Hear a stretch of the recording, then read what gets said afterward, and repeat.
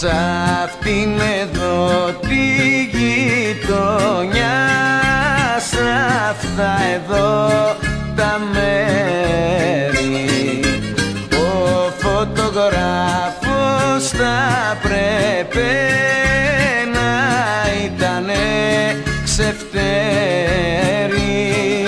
να ήταν τεχνίτης Μερακλής και από μορφιά να ξέρει.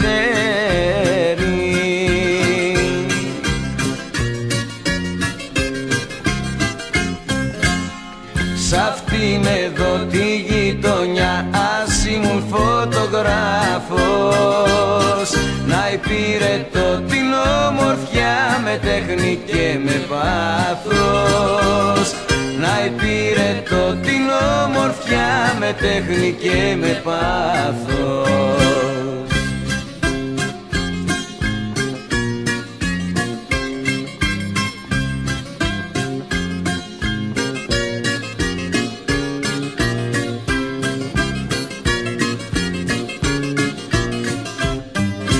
Να'ρχόντο μόρφο κορίτσια και λαϊκές παρέες,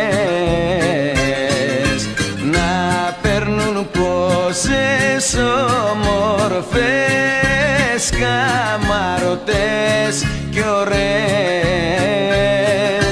για 24 ώρες και εβδομάδιες.